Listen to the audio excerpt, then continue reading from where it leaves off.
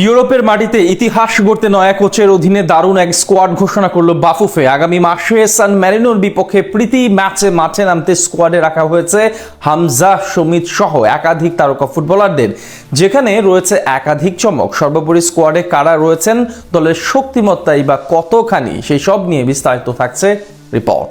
বদলে যাওয়া দেশের ফুটবলে সুযোগ মিলেছে ইউরোপের মাটিতে প্রথমবারের মতো লাল সবুজের জার্সি গায়ে মাঠ মাতাবার। ভক্তদের মনে সেই রোমাঞ্চের পারদ যখন আকাশচুম্বী, ঠিক তখনই আগামী 5ই জুন সান ম্যারিনোর বিপক্ষে ঐতিহাসিক প্রীতি ম্যাচকে সামনে রেখে 30 সদস্যের এক শক্তিশালী স্কোয়াড ঘোষণা করেছে বাংলাদেশ ফুটবল ফেডারেশন বাফুফে। নবীন আর প্রবীণের এক দারুণ সংমিশ্রণে গড়া দলটি কেবল একটি প্রীতি ম্যাচ খেলতেই নয়, বরং মার্কিন কোচ থমাস ডুলির অধীনে প্রথমবারের মতো মাঠে নেমে ইউরোপের মাটিতে নতুন করে ইতিহাস লিখতে পা বাড়াচ্ছে।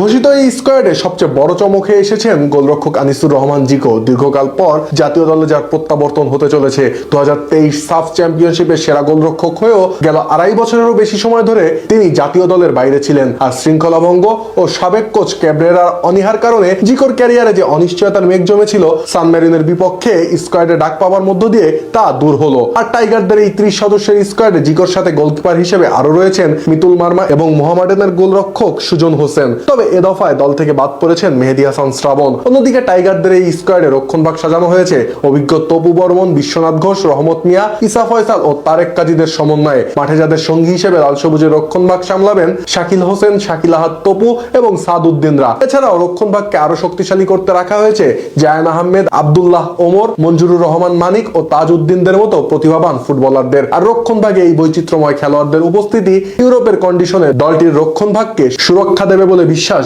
বিশ্লেষকদের। এদিকে ইউরোপ সফরে টাইগারদের মাঝমাঠের দায়িত্ব সামলাবেন অধিনায়ক জামাল ভুঁইয়া। তবে মাঝমাঠে ভক্তদের আগ্রহের কেন্দ্রে থাকবেন ইংল্যান্ড প্রবাসী তারকা ফুটবলার হামজা চৌধুরী, যিনি ইংলিশ প্রিমিয়ার লিগ ও ইংলিশ চ্যাম্পিয়নশিপ খেলার অভিজ্ঞতা নিয়ে প্রথমবারের মতো বাংলাদেশের হয়ে ইউরোপ সফর করবেন। আর তার সাথে যখন সমিত সোম, ফাহমিদুল ইসলাম, কাজেম সাহরা যুক্ত হবেন, তখন মাঝমাঠে বাংলাদেশের সঙ্গে পেরে ওঠা কঠিন হবে প্রতিপক্ষের জন্য। এছাড়াও মাঝমাঠে বাংলাদেশের হয়ে লড়বেন সোহেল রানা সিনিয়র, সোহেল রানা জুনিয়র, মোহাম্মদ হৃদয় এবং মোহাম্মদ ইব্রাহিমদের মতো ফুটবলাররা। আর আক্রমণ ভাগে টাইগারদের বড় ভরসার নাম শেখ মোরসালিন। বল পায়ে যার কারিকুরিতে মুগ্ধ হয়েছে দেশের ফুটবলের ভক্ত সমর্থকরা। কেননা বল পায়ে এই ফুটবলারের গতি আর ফিনিশিং দক্ষতা সান মেরিনোর বিপক্ষে রক্ষণে কাঁপন ধরাতে সক্ষম হবে বলে মনে করেন দেশের ফুটবলের শুভাকাঙ্ক্ষীরা। তার সাথে আক্রমণ ভাগে ঝড় তুলতে স্কোয়াডে যুক্ত হয়েছেন মিরাজুল ইসলাম, ফয়সাল আহমেদ ফাহিম এবং রফিকুল ইসলাম। তবে আক্রমণ ভাগে আসন্ন ইউরোপ সফরে রাকিব হোসেনকে মিস করবে টাইগাররা। কেননা সন্তান সম্ভাবা স্ত্রীর পাশে থাকতেই